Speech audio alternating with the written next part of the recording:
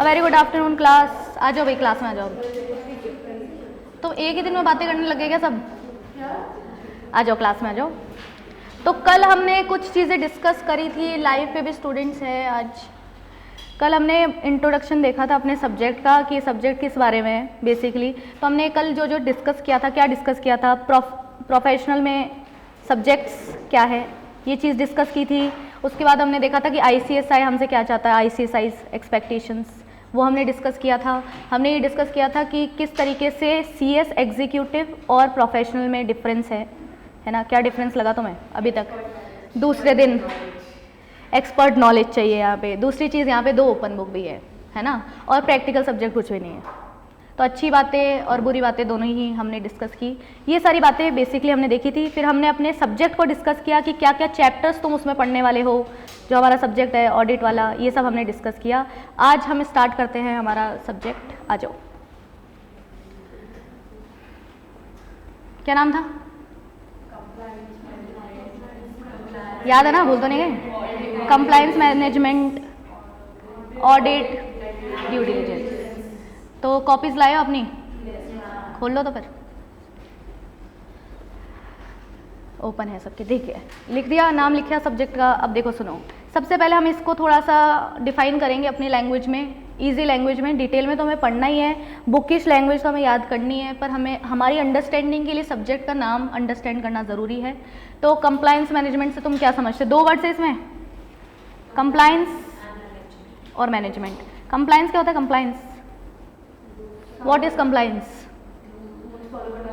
Laws को अच्छे से फॉलो करना और एथिकली काम करना, और सारी चीज़ें ड्यू डेट पे हो जाए, यही होता है मेनली, है ना। और किसी भी लॉ का ब्रीच ना हो, वो होता है कंप्लायंस। अच्छा, तुम्हें अपनी डेजिग्नेशन पता है क्या? क्या बन गए हो तुम? CS तो बनोगे, बने थोड़ी ना हो। तो क्या बने हो तुम? एक टर्म होती है, हाँ वो भी बने हो। टर्म होती है पता है? कंप्लायंस एग्जीक्यूटिव हो तुम। नहीं पता था तुम्हें ये बात? कंप्लायंस एग्जीक्यूटिव हो आप लोग, ठीक है। तो कंप्लायंसेस फॉलो करवा सकते हो तुम कंपनी में जाके। इसलिए CS एग्जीक्यूटिव क्लियर्ड स्टूडेंट्स को क्या बोला जाता है? Compliance executive. क्योंकि कंप्लायंस का काम अब तुम देख सकते हो, ठीक है। साइनिंग वगैरह नहीं कर सकते, साइनिंग एंड सर्टिफिकेशन, कंप्लायंस भी नहीं देख सकते क्या? देख सकते हो। हमने कम लॉस पढ़े हैं क्या एग्जीक्यूटिव में? कौन कौन से पढ़े? चलो एक एक्ट्स का नाम बताऊं मेनली। GST कैसे याद आ रहा है तुम्हें? कंपनीज एक्ट बोलो पहले। कंपनीज एक्ट पढ़ा है हमने, उसके रूल्स भी पढ़े हमने। और कॉन्ट्रैक्ट एक्ट, सेल्स ऑफ सोगा टोपा, स्टैम्प एक्ट, रेरा, IPR के, कॉपीराइट, पेटेंट, और फैमा को तो भूल ही नहीं सकते हैं। पसंद था क्या तुम्हें फैमा? हाँ ठीक है, फैमा और FDI वगैरह, ODI के प्रोविजंस, और कंपटीशन एक्ट, और इनकम टैक्स, GST, और सेबी के सारे रेगुलेशंस, LODR, ICDR, फलाना डिमकाना, कितनी सारी चीज़ें पढ़ ली। लेबर लॉज, मेरा वाले भूल गए बताया। मैं भी भूल गई उसको। Labour laws, industrial labour laws, ठीक है। तो कितने ज़्यादा लॉज से अब तुम पढ़ के आए हो, तो कंप्लायंस देख ही सकते हैं हम लोग मोटा मोटा, ठीक है। तो तुम क्या हो? कंप्लायंस एग्जीक्यूटिव हो। तो यहाँ पे हम और डिटेल में पढ़ेंगे कि कंप्लायंसेस कैसे इंश्योर किए जाते हैं। तो इसकी छोटी सी डेफिनेशन लिख लेते हैं अपनी लैंग्वेज में, आम भाषा में। Compliance management means internal management, तो तुम्हें पता ही है, तो मैं नहीं बता रही। मैनेजमेंट क्या होता है? चीज़ों को अच्छे से देखना और किसी और के थ्रू काम कराना। Internal processes, systems to ensure, क्या ensure? That all applicable laws are complied। ये होगा compliance management।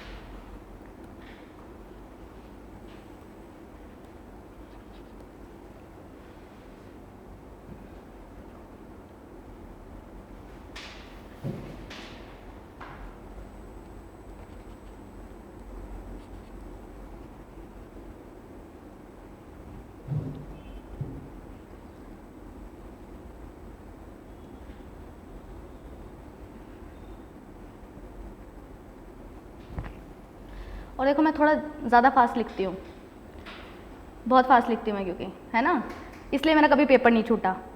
तो तुम लोग जब नोट्स बनाओगे ना, छूटा था क्या तुम लोगों का? इसमें नहीं छूटना चाहिए, इसमें मार्क्स वैसे नहीं देते वो लोग, ठीक है। तो इंश्योर करना अपनी राइटिंग स्पीड पे फोकस करो। वैसे तुम इतना पूरा सब्जेक्ट हम नोट्स बनाएंगे तो राइटिंग स्पीड तुम्हारी अच्छी हो ही जाएगी, तुम्हें आदत हो जाएगी लिखने की, ठीक है। पर इंश्योर करो कि जब मैं लिख रही हूँ ना, उसी के इर्द गिर्द तुम्हारा भी ख़त्म हो जाना चाहिए लिख कर, ठीक है, नहीं तो टाइम वेस्ट होगा।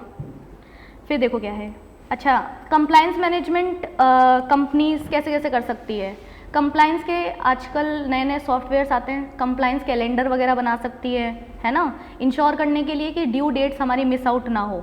मतलब सॉफ्टवेयर में अलर्ट आ जाता है अपने आप, जैसे कि मान लो कि हमारी कोई ड्यू डेट है वो 10 तारीख की है, तो 5 तारीख को अलर्ट आने लग जाता है। किसको आता है ये अलर्ट? डिपार्टमेंट को, CS वाले डिपार्टमेंट को, सेक्रेटेरियल डिपार्टमेंट को, ठीक है। तो अपने आप ही अलर्ट आएगा सिस्टम पे कि 5 तारीख हो गई है, 5 ही दिन बचे हैं, ये चीज़ फाइल कर दो, है ना। तो इससे क्या होगा, कंप्लायंस इंश्योर होगा। तुम्हें क्या लगता है कितने कंप्लायंसेस होंगे? लगभग हज़ारों में तो होंगे, है ना।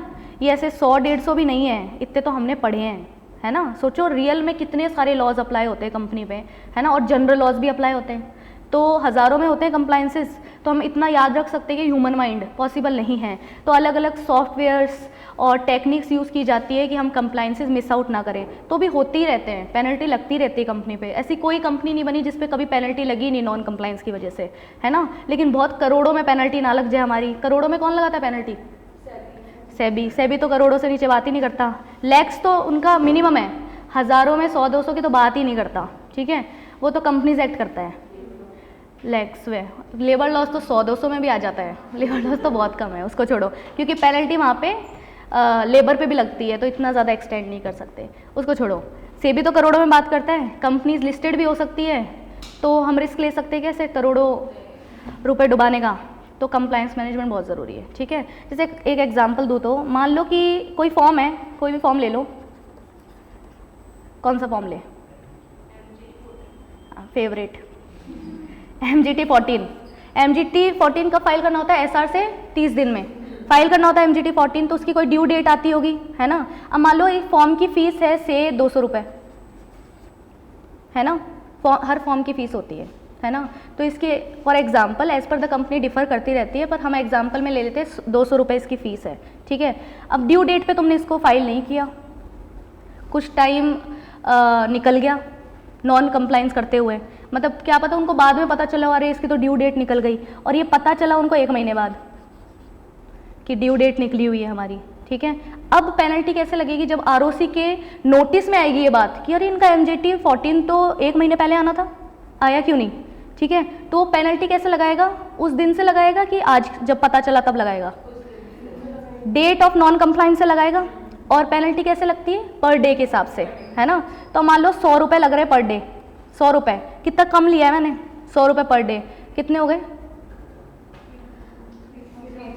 3000 हो गए। तो इससे अच्छा 200 रुपये दे देते। समझ में आया क्या हुआ? तो नॉन कंप्लायंस का बहुत ही खामियाजा भुगतना पड़ता है कंपनी को कि भाई इतना ज़्यादा हमें पेनल्टी देनी पड़ रही है, इतने में तो हम प्रोसेस ही कर लेते हैं। समझ में आई चीज़? तो बस यही चीज़ है कि कंप्लायंस मैनेजमेंट हमारे लिए बहुत ही ज़रूरी है। बाकी तो तुम्हें पता ही है, मेन काम ही हमारा कंप्लायंस का है, ठीक है। अब दूसरे पे आते हैं हम लोग, हमारा ऑडिट। ऑडिट तुम्हें पता ही है क्या होता है? डिटेक्ट करना कि कुछ गड़बड़ तो नहीं हो गई, है ना। तो techniques used to detect errors या फिर mistakes to get fair and true view of companies affairs. Actual में कंपनी कहाँ स्टैंड करती है, क्या सारी चीज़ें अच्छे से कंप्लायंस में है कि नहीं है, उस चीज़ को चेक करने के लिए, डिटेक्ट करने के लिए कोई गलतियाँ है, क्या किया जाता है? ऑडिट। लिख लो इसको।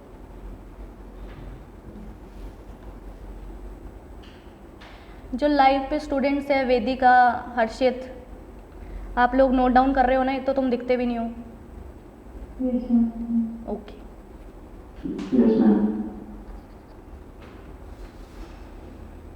हो गया।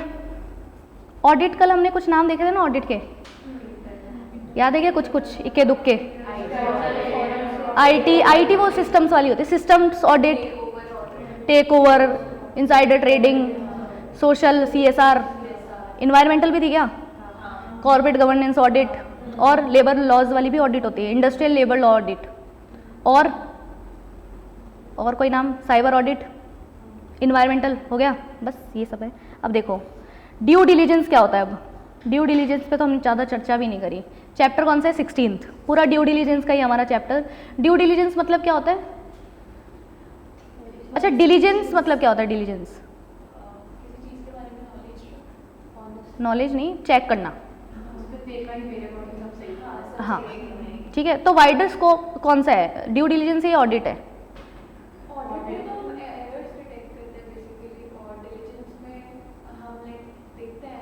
सब कुछ ही देखते हैं, तो वाइडर कौन सा हुआ, ड्यू डिलीजेंस वाइडर है। ऑडिट तो स्पेसिफिक होती है, जैसे तुम्हें अकाउंट्स की ऑडिट करनी है, सीए कर रहा है ऑडिट, ठीक है, तो वो अकाउंट से चेक करेगा, पूरी कंपनी की छानबीन तो नहीं करने लग जाएगा कि तुम्हारे यहाँ पे पानी सही नहीं है, लेबर को प्रॉब्लम हो रही होगी, उसको भगा देंगे तो अपने काम से काम रखना, ऐसे बोलेंगे ना, तो वही वाली चीज़ है, ठीक है। लेकिन ड्यू डिलीजेंस में सब चेक होता है हर एक बारीकी से, ठीक है। अब देखो ड्यू डिलीजेंस का मतलब क्या होगा, टू स्क्रूटिनी या स्क्रूटिनी ऑफ, ऐसे लिखो टू क्या, स्क्रूटिनी या इन डेप्थ चेकिंग, ऐसे बोल सकते हैं हम लोग इसको, in depth checking of every detail,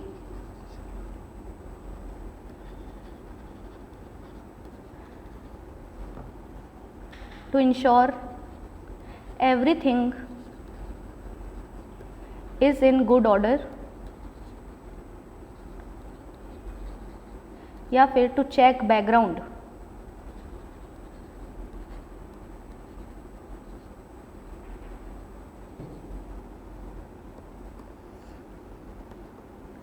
before entering into a transaction।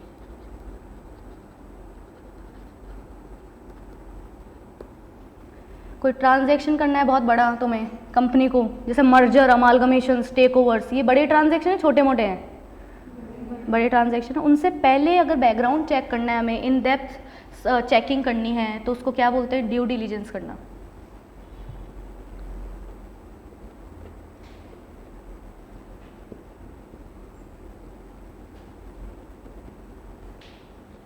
हो गया। अब हमें सब्जेक्ट का नाम पता है, अभी तक हमें सब्जेक्ट का नाम पता चला है, compliance management, audit and due diligence. Due diligence in depth checking होती है, हर एक डिटेल चेक की जाती है, ऐसे थोड़े ना ट्रांजैक्शन कर लेगी कंपनी किसी भी से, है ना, तो दूसरी कंपनी से कोई ट्रांजैक्शन करना है तो उस कंपनी की हर एक डिटेल बारीकी से चेक करेगी। अब जैसे टाटा है, टाटा का यूएसपी क्या है, क्या है, अच्छी कंपनी है, जनता को बहुत पसंद है ना, तो किसी कंपनी को ऐसा ट्रांजैक्शन करना हो जिसमें पब्लिक का इन्वॉल्वमेंट ज़्यादा है, तो वो टाटा से करना चाहेगा। कैसे पता चला टाटा अच्छी कंपनी है या लोगों की फेवरेट है, कोई स्टडी तो करनी पड़ेगी कि उनका CSR कितना है ना, उन्होंने कितने सोशली रिस्पॉन्सिबल हैं, क्या वो इन्वायरमेंट के लिए भी कुछ काम करते हैं, क्या एनिमल्स के लिए क्या काम करते हैं, तो इन सब पे जो हर एक चीज़ पे, हर एक सेक्टर में एवरी डिटेल की जो स्क्रूटिनी होती है उसको ड्यू डिलीजेंस कहते हैं। ये बहुत वाइडर स्कोप है इसका, ऑडिट से बहुत ज़्यादा, ठीक है।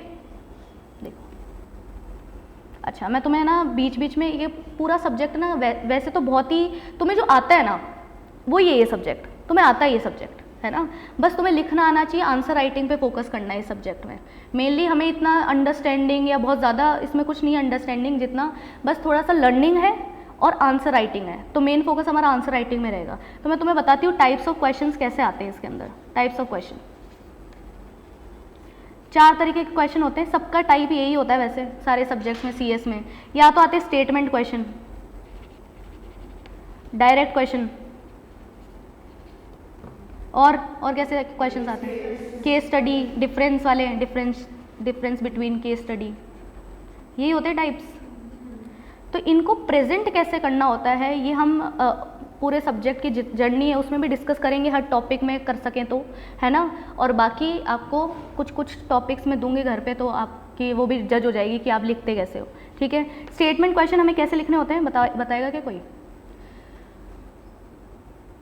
क्यों पूछ रही हूँ मैं ये सब तक, क्योंकि तुम एग्जीक्यूटिव पढ़ के आए हो ना, इसलिए पूछ रही हूँ, बताओ। कोई भी टॉपिक है मान लो, है ना, तो क्या लिखोगे सबसे पहले? इंट्रोड्यूस करोगे आंसर को, इंट्रो टर्म्स जो भी है ना वर्ड्स उनको पकड़ लो, उसको एक लाइन में डिस्क्राइब कर दो। इंट्रो खत्म हो गया, आपका आंसर अच्छा लगता है उससे। दूसरा प्रूव मतलब मेन पॉइंट जो भी है, मेन पॉइंट्स, और उसके बाद फिर स्टेटमेंट लेके कि वेदर इट इज ट्रू और नॉट, कंक्लूजन। क्रिस्प पे लिखना पड़ता है एकदम, यस और नो, एक लाइन से ज़्यादा कंक्लूजन लिखना नहीं होता, कंक्लूजन। ठीक है। डायरेक्ट क्वेश्चन सेम ही है, ऐसे ही होता है, डायरेक्ट भी इसी के जैसा होता है। ठीक है, पहले इंट्रोड्यूस कर दिया, फिर मेन जो हाइलाइट्स है वो लिख दिए, और लास्ट में कंक्लूजन कि हाँ भाई ऐसे ऐसे चीज़ें होती है। कंक्लूजन तो सब में लिखना होता है, कोई सा भी क्वेश्चन आ जाए। अपनी लैंग्वेज तुम्हारी दिखनी चाहिए पेपर के अंदर, चाहे तुमने बुक की सारे 15 के 15 पॉइंट्स ही लिखे हो, अपना 2 लाइन में कंक्लूजन लिखना ज़रूरी होता है। ठीक है। डिफरेंस बेसिस के साथ टेबुलर में बेसिस कॉलम होना चाहिए, यही है तरीका। केस स्टडी प्रोविजन, या तो प्रोविजन होगा या फिर केस लॉ होगा। ठीक है। फिर फैक्ट्स ऑफ क्वेश्चन, पहले कंपेयर तो करो, कंपैरिजन बिटवीन, हाँ तो ऐसे लिख लूँ 1, 2 एंड 3, इन सब में कंपैरिजन करोगे कि क्या तो तुम्हें दे रखा है क्वेश्चन में और एक्चुअल में क्या प्रोविजन है, और लास्ट में कंक्लूजन। यही आंसर राइटिंग पूरी। ठीक है। अच्छा, ये डिफरेंस वाला एक बार बनाए क्या? जैसे स्टूडेंट्स को डाउट आता है, ये लिखा है क्या, तुमने लिखना है क्या इसको, तो पता ही है मैं क्या लिखूँगी इसको। ठीक है। डिफरेंस हम करते हैं ऑडिट और ड्यू डिलीजेंस में। चलो तुम ही बनाओगे, ये मैं नहीं बनवा रही। और बेसिस, थोड़ा आइडिया लग गया? मैं तो हेल्प करूँगी बट थोड़ा बहुत खुद ट्राई करो। बेसिस भी खुद ही बनाने आने चाहिए, क्योंकि हर टॉपिक के तुम्हें ना तो बेसिस मिलेंगे, क्या पता तुम्हें पेपर में ऑन द स्पॉट बेसिस बनाने पड़ जाए, क्योंकि कोई अलग से वो आ जाता है डिफरेंस। जैसे जिन्होंने लेबर लॉस पढ़ा हुआ है मेरे से, तुम्हें पता है ले ऑफ और लॉकआउट का तो गिवन था बुक में, स्ट्राइक और लॉकआउट में पूछ ले तो नहीं गिवन है ना, तो हमें ऑन द स्पॉट बनाना पड़ता है फिर। तो वैसा सा कुछ है, कुछ भी आ सकता है डिफरेंस, हमें क्या पता, इतनी बड़ी बुक है। ठीक है। तो बताओ ऑडिट मीनिंग। ठीक है। चलो मीनिंग क्या है ऑडिट का, वही जो हमने ऊपर लिखा डेफिनेशन, इसकी भी डेफिनेशन। ठीक है। अच्छा, कंपल्शन पे बना लेते हैं। कंपल्शन, तुम बताओ कंपल्सरी कौन सा होता है? ड्यू डिलिजेंस नहीं होता कंपल्सरी, इच्छा हो तो करो, इतनी डिटेल स्टडी, पर ऑडिट तो कंपल्सरी होता है, तो ये मैंडेटरी है। एज पर लिमिट्स भी लिख सकते हैं हम इसके अंदर, क्योंकि सारी ऑडिट थोड़ी ना होती है मैंडेटरी। कौन सी होती है ऑडिट? कौन सी मैंडेटरी होती है जो सब कंपनी को करनी होती है? स्टैट्यूटरी। बाकी तो सब लिमिट के हिसाब से चलती है, और जितने के नाम तुमने इस बार पढ़े अभी भी, वो तो मैंडेटरी है ही नहीं, लिमिट्स भी नहीं है उसमें, वो कराना चाहे तो करा लो, ऐसी है। ठीक है। और ड्यू डिलिजेंस ऑप्शनल है। ठीक है। और स्कोप किसका वाइडर है? Very good. स्कोप इसका वाइडर है, इसका नैरो है। ठीक है। जो कॉमन पॉइंट्स है मीनिंग, स्कोप और नेचर, ये तो हर जगह ही चिपकाने तुम्हें। नेचर लिख लो। नेचर इसका कैसा है? स्पेसिफिक है ना इसका, तो एक चीज़ की ऑडिट है तो उसी की होगी, और ये जनरल। और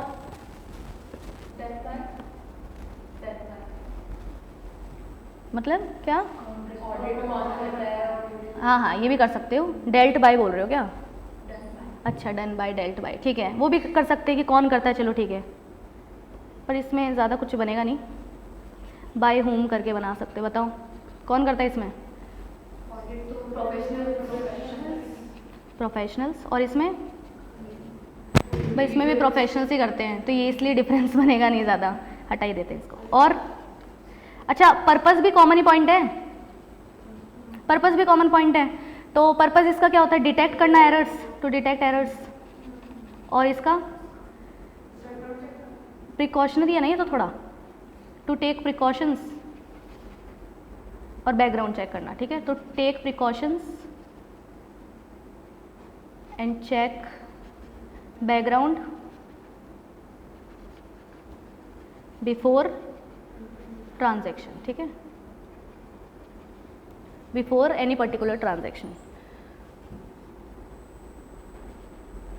कोई वर्ड समझ में ना आए तो पूछ लेना। ठीक है। वैसे मेरी राइटिंग इतनी भी बुरी नहीं है, रियल में तो और भी अच्छी, इस पेन से थोड़ी बेकार आती है। हो गया। अच्छा, कंडक्ट भी लिख सकते हैं वैसे कि कंडक्ट कब की जाती है, जैसे ये तो कब होगी, after the preparation of accounts और अंडरटेकिंग अ टास्क, है ना, और ये बिफोर एंटरिंग इनटू ट्रांजैक्शन।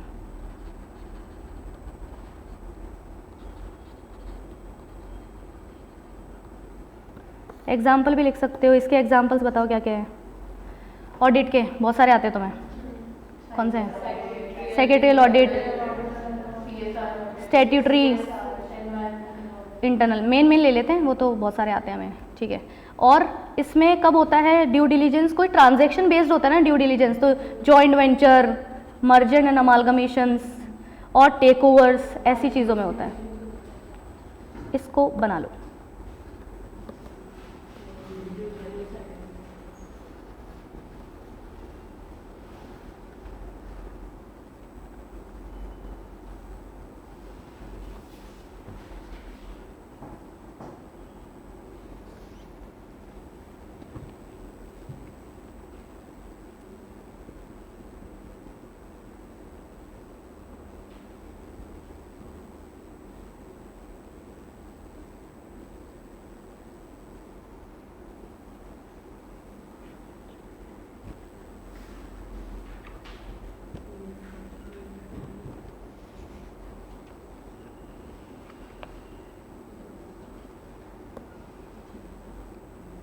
लिख लिया?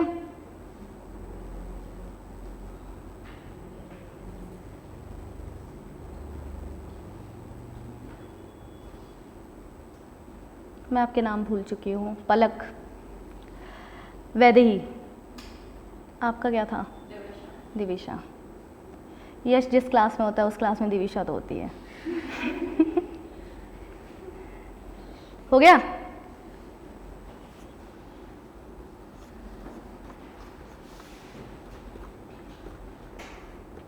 आ गया डिफरेंस बनाना। 4 कॉमन पॉइंट है, कौन कौन से? Nature, scope, meaning, purpose. Example भी है, कुछ नए बनाने। अरे तुमने लिखा कहाँ तक है? नेचर तक लिख लिया?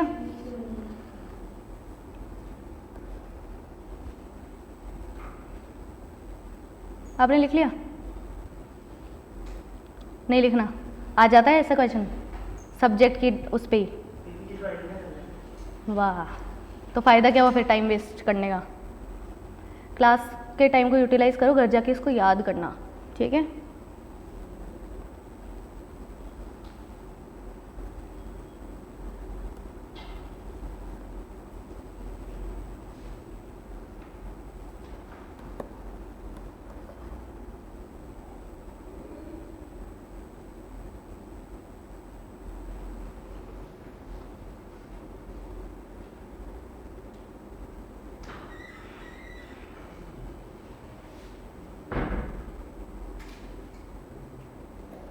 हो गया? लाइव वाले स्टूडेंट्स का हो गया?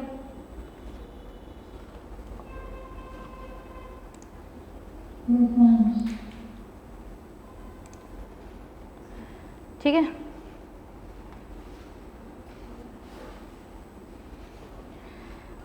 अब चैप्टर स्टार्ट कर रहे हैं हम लोग। ये हमने क्या किया है, सब्जेक्ट का डिस्क्रिप्शन पढ़ा है, हेडिंग डालो, चैप्टर 8 पढ़ेंगे सबसे पहले। वेरी इंपॉर्टेंट चैप्टर, अलग अलग ऑडिट्स हमें इसके अंदर बेसिकली पढ़नी है।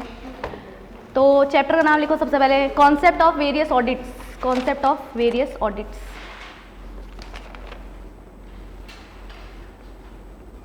Concept of various audits. बहुत ज़्यादा थ्योरी है, तो हम ट्राई करेंगे कि कोई भी ट्रिक्स बनाएं जिससे हमें ये याद हो जाए कैसे भी करके, ठीक है। और बाकी तो एक ही इसका रास्ता है सब्जेक्ट को करने का, रिवाइज करते रहो। घर पे 2 बार तो रिवाइज करके आना पड़ेगा तुम्हें क्लास में, ठीक है। सबसे पहले डेफिनेशन जो बुक वाली है वो लिखेंगे ऑडिट की, वो तो हमारे थोड़ी इजी लैंग्वेज में मैंने लिख दी ताकि तुम्हें बेसिक आइडिया रहे। अब प्रॉपर जो बुक की लैंग्वेज की डेफिनेशन है वो हमें याद करनी है, वो पढ़नी है। देखो क्या है ऑडिट, क्या होता है? इंडिपेंडेंट, अच्छा इंडिपेंडेंट पर्सन ही करता है क्या ऑडिट? इंडिपेंडेंट पर्सन ही करता है ऑडिट ऑलवेज, तभी तो सीएस करता है, पीसीएस करता है सेक्रेटरियल ऑडिट, पीसीएस। तो इंडिपेंडेंट है, साथ में सिस्टमैटिक है। इंडिपेंडेंट एंड सिस्टमैटिक क्या है? एग्जामिनेशन। किस चीज़ का एग्जामिनेशन? वही अपना books of accounts, statutory records और डॉक्यूमेंट्स, वाउचर्स। अब उन्होंने इतनी स्पेसिफिक डेफिनेशन दे रखी है तो हमें भी वैसे लिखनी पड़ेगी।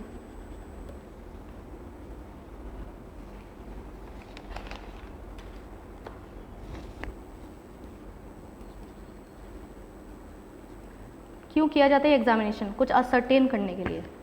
लिखो यहाँ तक।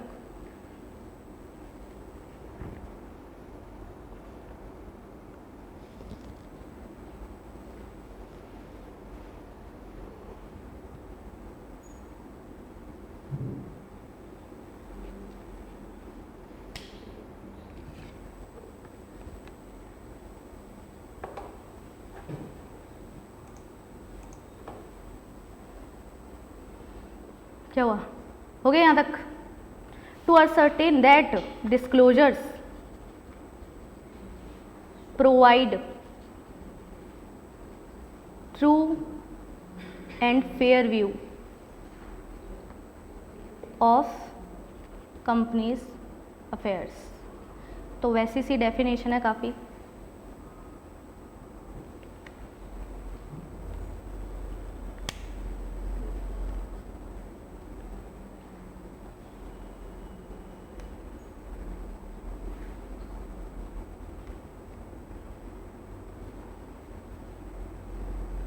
इजी से डेफिनेशन, इंडिपेंडेंट और सिस्टमेटिक एग्जामिनेशन है, अलग अलग books of accounts, statutory records, vouchers और डॉक्यूमेंट्स का, जिससे हम असर्टेन कर रहे हैं कि कंपनी ने जो भी डिस्क्लोजर्स किए है ना, वो एक ट्रू और करेक्ट व्यू दिखा रही है कंपनी के अफेयर्स का, कोई भी छुपी हुई बात नहीं है। ठीक है। अच्छा, हम लोग ऑडिट पढ़ रहे हैं, ये सारी चीज़ें कर रहे हैं, तो भी स्कैम हो जाते हैं क्या कंपनी में? इतना ऑडिट करने के बाद भी, इतना ड्यू डिलीजेंस फॉलो करने के बाद भी, कंप्लायंस मैनेजमेंट करने के बाद भी, ये पूरे सब्जेक्ट की सारी चीज़ें अप्लाई होने के बाद भी स्कैम होते हैं क्या कंपनी में? होते ही है। तुमने कोई मेजर स्कैम सुने? कौन कौन से? हर्षद मेहता, हाँ। और कौन सा?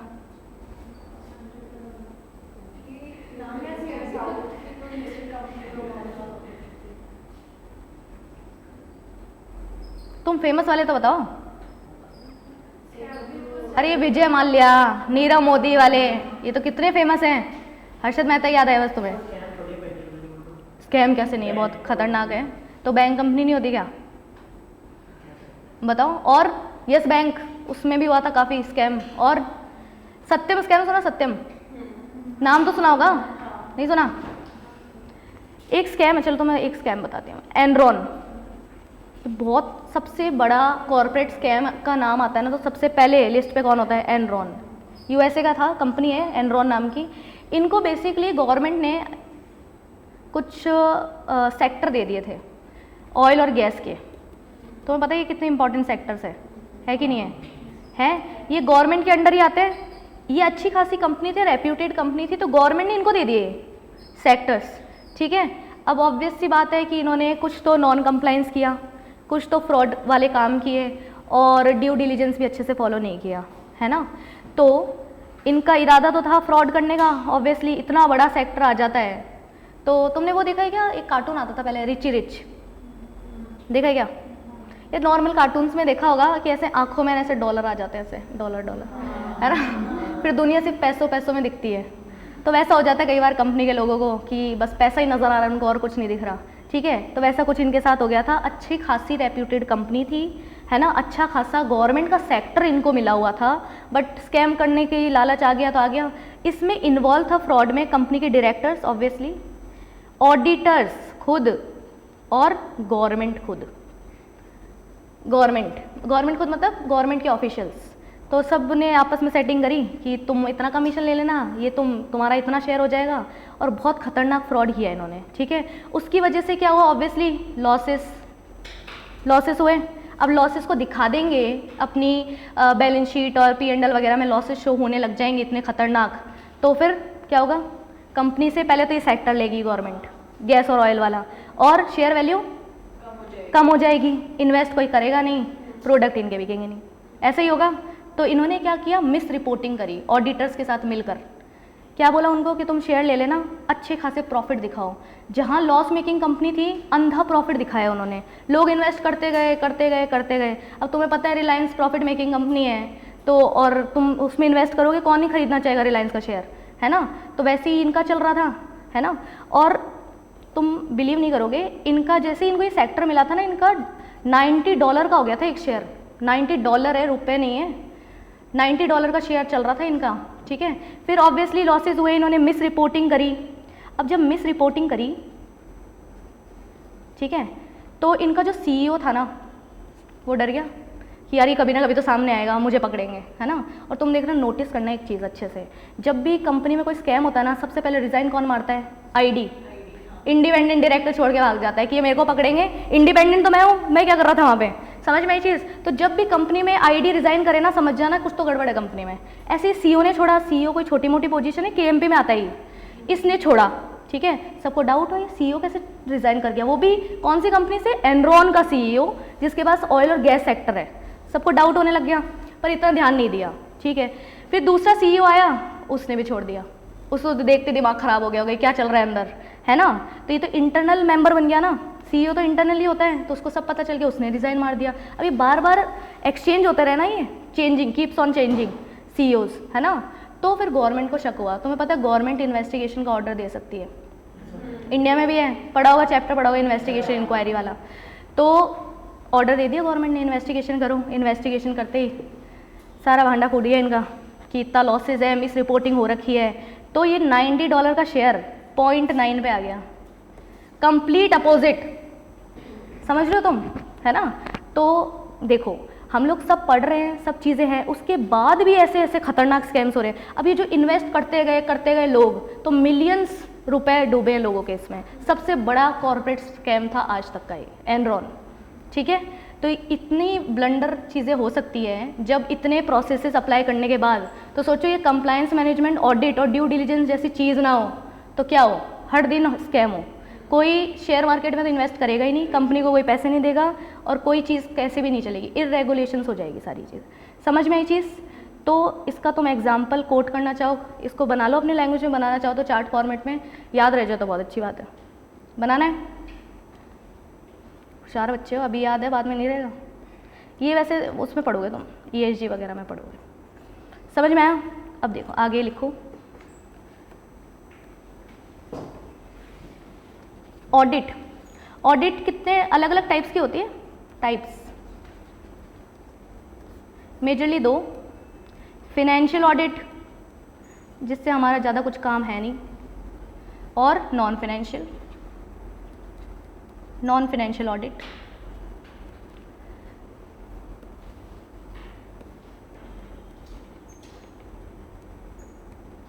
ठीक है। नॉन फिनेंशियल ऑडिट को हम कंप्लायंस ऑडिट भी बोल सकते हैं।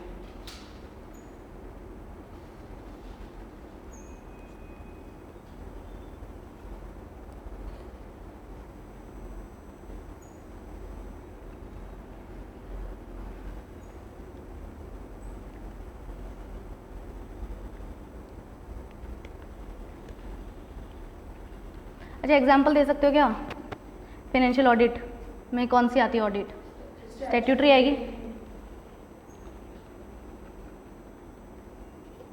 और कॉस्ट वाली भी तो वही होती है, फिनेंशियली होती है। कॉस्ट अकाउंट्स भी मोस्टली कॉस्टिंग पे होता है, तो वो भी फिनेंशियली कॉस्ट। और इंटरनल भी मोस्टली फिनेंशियली होती है, इंटरनल ऑडिट। नॉन फिनेंशियल अपना वाला नहीं भूल रहे हैं भाई। सेक्रेटेरियल ऑडिट और बहुत तरह तरह की है, CSR ऑडिट। अब इसमें जितने नाम लिख सको लिख लो, टेक ओवर, साइबर, हाँ सोशल, और इन्वायरमेंटल,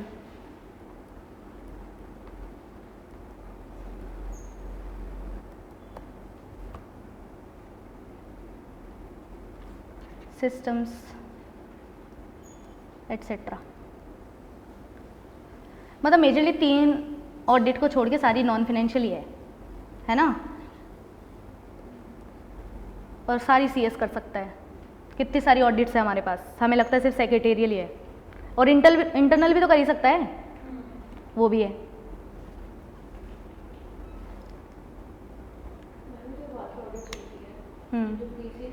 पीसीएस कंपनी वाला तो कैसे करेगा, वो खुद की बुराई थोड़ी ना करेगा। जैसे मान लो सीएसआर है, सीएसआर फॉलो कराना किसकी जिम्मेदारी, सीएस की, तो खुद ही बोलेगा कि अच्छा काम तो नहीं किया इस बार ऑडिट में, ऐसे थोड़ी ना बोलेगा, पीसीएस ही करेगा। ठीक है, अच्छा सेक्शन याद है क्या गलती से? हाँ इसका तो 135 है। लो सेक्रेटरियल ऑडिट का तो पता ही होना चाहिए, 200 में। हाँ कौन सा? देखो ओल्ड सिलेबस वालों से मैं फिर भी उम्मीद नहीं करती हूँ, तुम तो रिसेंटली बढ़ गए हो। 203 अपॉइंटमेंट ऑफ केएमपी का है, उसके नेक्स्ट ही है 204। याद आ गया क्या? ठीक है, स्टैट्यूटरी का बताओ। तुम्हारे ना चैप्टर था चैप्टर नंबर 9, 139 से 147।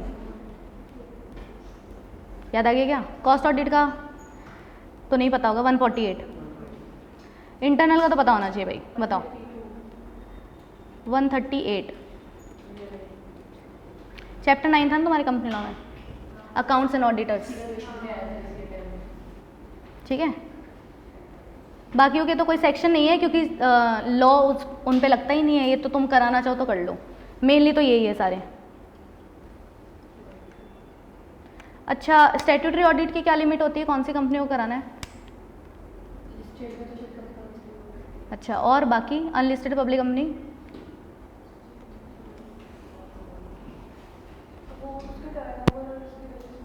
अच्छा, और अरे सबको करानी होती है, प्राइवेट कंपनी को भी करानी होती है। स्टैट्यूटरी ऑडिट कंपलसरी होती है।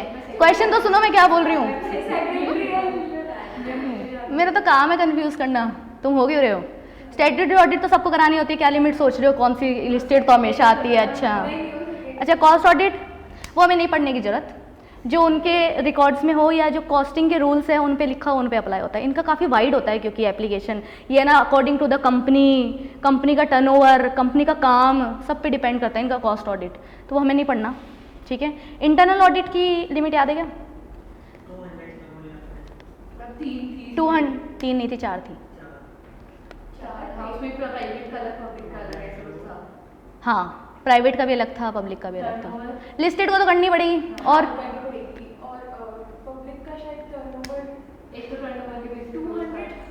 अरे तुमने ऐसे पढ़ा होगा ना, 4 लिमिट, 25, 50, 100, 200। डिपॉजिट सबसे कम, ये 100। टर्नओवर हमेशा सबसे ज़्यादा होता है। हाँ लोन, बोरोइंग, ठीक है, और 200 टर्न, हमेशा सबसे ज़्यादा टर्नओवर ही होता है। ठीक है, तो ये चारों में अगर ब्रीच हो जाए तो इंटरनल ऑडिट करानी, नहीं तो नहीं करानी। और प्राइवेट कंपनी को कब करानी इंटरनल ऑडिट? ऐसे मैं तुम्हें चेक कर रही हूँ कितना दिमाग रहता है, याद है। इंटरनल ऑडिट प्राइवेट कंपनी, हाँ प्राइवेट कंपनी को कब करानी होती है इंटरनल ऑडिट? ये दोनों उठा लो, ये दोनों याद आ गया क्या? 100 या 100 से ज़्यादा, 100 करोड़ या 100 करोड़ से ज़्यादा बोरोइंग हो जाए तब, और टर्नओवर 200 करोड़ या उससे ज़्यादा हो जाए तो। ठीक है, तो ये दोनों लिमिट तो अप्लाई नहीं होती प्राइवेट कंपनी में। याद आ गया क्या? ठीक है, ज़्यादा पढ़ लिया क्या आज तुमने? अभी तो हमने कुछ डिस्कस ही नहीं किया है, खाली डेफिनेशन और टाइप्स लिखे हैं। काफ़ी लंबा सब्जेक्ट है तो बने रहिए, हैव पेशेंस। ठीक है, चलो बाकी का पढ़ेंगे हम कल। Thank you. लाइव वाले स्टूडेंट्स को कोई डाउट? वेदिका? ओके।